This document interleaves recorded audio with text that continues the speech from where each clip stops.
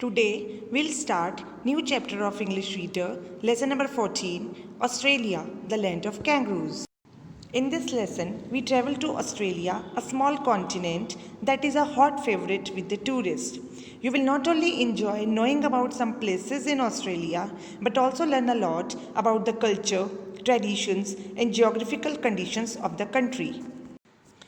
Children, इस lesson में हम एक छोटे कॉन्टिनेंट ऑस्ट्रेलिया को ट्रैवल करेंगे, उसके बारे में जानेंगे जो कि टूरिस्ट को बहुत ज़्यादा फेवरेट है।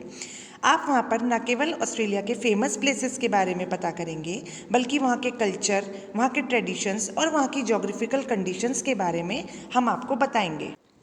The country's population comprises its original inhabitants, the Aborigines, and the migrants. The native Aborigines, who follow very old cultural traditions, consist of many tribes and clans with many different dialects and languages. Children, अगर Australia की population के बारे में बात की जाए तो वहाँ सबसे पहले वहाँ के ओरिजिनल इनहेबिटेंट्स यानी कि अबॉर्गिनीज और माइग्रेंट्स आते हैं। चिल्ड्रन, अबॉर्गिनीज किन्हें कहते हैं? अबॉर्गिनीज जो ऑस्ट्रेलिया के स्थानीय निवासी थे, और माइग्रेंट्स जो एक स्थान से दूसरे स्थान पर सेटल होने के लिए विजिट करते रहते हैं। The Aborigines have an extensive knowledge of bush survival skills, can find water and food in the most unlikely barren places, and obtain medicinal plants from the bush. Children, Aborigines को Australia के forest यानी कि वहाँ की झाड़ियाँ, वहाँ के बैरन places में से किस तरह से पानी और फूड ढूंढ के लाना है और झाड़ियों में से किस तरह से मेडिसिनल प्लांट्स को ढूंढना है, इन सब बातों की बहुत ज़्यादा नॉलेज होती थी। जो टूरिस्ट ऑस्ट्रेलिया को विज़िट करने जाते थे वो इन्हीं लोगों से ऑस्ट्रेलिया के ट्रेडिशनल म्यूज़िक, वहाँ के धार्मिक रीति रिवाज और डांसेस के बारे में नॉलेज गेन करते थे।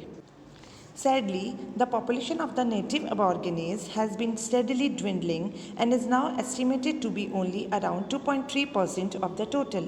लेकिन दुख की बात यह है कि आज के समय में धीरे धीरे अबॉर्गिनीज की पॉपुलेशन कम होते होते केवल 2.3% एस्टिमेट की गई है।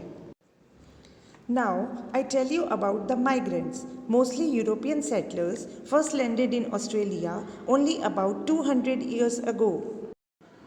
अब मैं आपको माइग्रेंट्स के बारे में बताऊंगी जो कि मोस्टली यूरोप से आने वाले सेटलर्स थे और ऑस्ट्रेलिया में अब से 200 साल पहले आकर बस गए थे, लेकिन उन्होंने ऑस्ट्रेलियन लाइफ के हर एस्पेक्ट को बहुत जल्दी से कैप्चर किया, अडॉप्ट किया, चाहे वो बिजनेस हो, आर्ट्स हो, कुकिंग हो, कॉमेडी हो, एंटरटेनमेंट हो या साइंस या स्पोर्ट हो। Most Australians reside along the cities like Melbourne, Canberra or Sydney because a lot of popular beaches are located here and are very crowded during the summer. For people who are fond of skiing, there is snow in the mountains of Australian Capital Territory, New South Wales. बहुत से Australians Australia के Melbourne, Canberra या Sydney जैसे शहरों में आकर बस गए थे क्योंकि वहाँ पे बहुत सारे पॉपुलर बीचेस थे और समर सीजन्स में वहाँ पर बहुत ज़्यादा भीड़ रहती थी। और कुछ लोग जो कि स्कीइंग के शौकीन थे, उन्हें न्यू साउथ वेल्स की माउंटेन में बहुत ज़्यादा बर्फ़ मिलती थी जिससे वो अपनी स्कीइंग के शौक़ को पूरा कर सकते थे। The most well-known city in Australia is perhaps Sydney, where there is plenty to do. Children, Australia के सबसे वेल नोन सिटी में से एक सिडनी शहर है जहाँ पर करने के लिए बहुत कुछ है।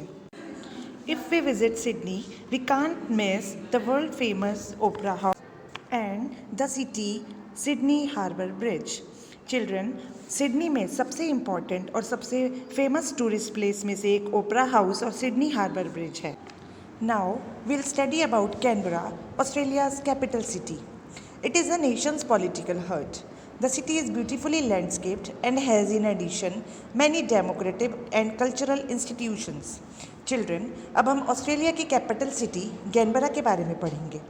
कैनबरा इस देश का, ऑस्ट्रेलिया का पॉलिटिकल हर्ट है, यानी कि जितनी भी राजनीतिक गतिविधियां होती हैं वो इसी शहर में होती हैं। यह सिटी ब्यूटीफुली लैंडस्केप्ड है, ब्यूटीफुल नेचर यहाँ देखने को मिलती है और यहाँ बहुत सारे डेमोक्रेटिक और कल्चरल इंस्टीट्यूशंस हैं। Canberra is famous for its cultural institutions, excellent museums and historical collections.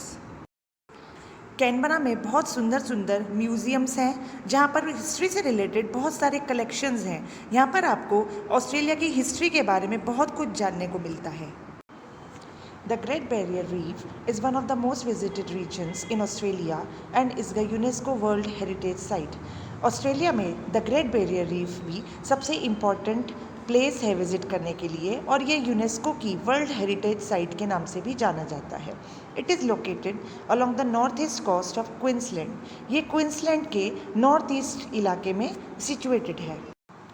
You can see around 400 types of corals and 1500 types of fish and enjoy diving and snorkeling here. Children, आप the great barrier reef में बहुत सारे water sport भी enjoy कर सकते हैं, जिसमें से एक डाइविंग है. डाइविंग यानी कि पानी के अंदर जाकर वाटर एनिमल्स के बारे में नॉलेज गेन करना, और स्नोरकेलिंग ये यहाँ के फेमस वाटर स्पोर्ट्स हैं. और पानी के अंदर डाइविंग के साथ साथ आप वहाँ पर 400 टाइप्स की corals, a type of a fish and 1500 types की अदर फिशेस को भी देख सकते हैं. The blue mountains in south wales which rise to 1200 meters are yet another place worth visiting. You can take pictures of sensational views here, and if you visit any of the wildlife parks, you will be able to hand feed the kangaroos or cuddle a koala bear. Children, अब हम new south Wales में the blue mountains के बारे में पढ़ेंगे जो 1200 metres की height पर हैं. The several blue mountains offer some breathtaking scenery because of national parks, mountain ranges and waterfalls. Children, in mountains में बहुत ही सुंदर नेचुरल सीनरी देखने को मिलती है क्योंकि वहाँ पर बहुत सारे नेशनल पार्क्स भी हैं, बहुत सारे माउंटेन रेंजेस हैं और बहुत सारे वाटरफॉल्स यानी कि आपको पहाड़ियों से निकलते हुए झरने भी देखने को मिले. The reason for the name Blue Mountains is clear. The distant ranges appear to be covered in a blue haze. Children, in mountains का name Blue Mountains क्यों रखा गया है? क्योंकि as you can see in the picture, दूर से देखने पर ऐसा दिखता है, ऐसा प्रतीत होता है कि जैसे कि ये blue haze में कवर की गई हों. The area around Blue Mountains abounds in kangaroos that travelers love to see when they are in Australia. The kangaroo is the national symbol of Australia and is a unique animal. Children, blue mountains के चारों ओर कंगारूस पाए जाते हैं और जब भी travellers Australia में visit करने आते हैं, कंगारुओं को देखना बहुत ज़्यादा पसंद करते हैं. कंगारू ऑस्ट्रेलिया का नेशनल सिंबल है और एक बहुत ही अलग प्रकार का एनिमल है. Kangaroos give birth to their young and then carry them in a pouch near their belly until the infant is old enough to survive on its own. Kangaroos travel by hopping on their long hind legs, using their tail for balance and run very fast. They live in large packs of around 100 and their diet consists of grasses, leaves and other plants. In other words, they are herbivorous creatures. Children, kangaroo अपने young ones को जन्म देते हैं और उन्हें अपने बेली यानी कि स्टमक के पास एक पाउच में तब तक कैरी करते हैं जब तक कि वह सरवाइव करने के लिए बड़ा ना हो जाए. कंगारू अपने पीछे के लंबे लेग्स पर कूद कूद कर ट्रैवल करते हैं और अपनी टेल से अपना बैलेंस बनाते हैं और बहुत तेज़ी से रन करते हैं. वो हमेशा एक बड़े ग्रुप में रहते हैं जिसमें कि अराउंड 100 कैंगरूज तक होते हैं. उनकी डाइट में यानी कि वो ग्रास, लीव्स और दूसरे प्लांट्स खाते हैं. In other words we can say kangaroos are herbivorous animals. Australia is a country travelers love to visit for its white sandy beaches, crystal clear water, lofty mountains, skiing resorts and wildlife. Children, Australia एक ऐसा देश है जहाँ पर travellers आना बहुत ज़्यादा पसंद करते हैं क्योंकि ऑस्ट्रेलिया में सैंडी बीचेस, वहाँ का क्रिस्टल वाटर, बड़ी बड़ी माउंटेन्स, स्कीइंग रिसोर्ट्स और वाइल्ड लाइफ ट्रैवलर्स को बहुत ज़्यादा अट्रैक्ट करते हैं.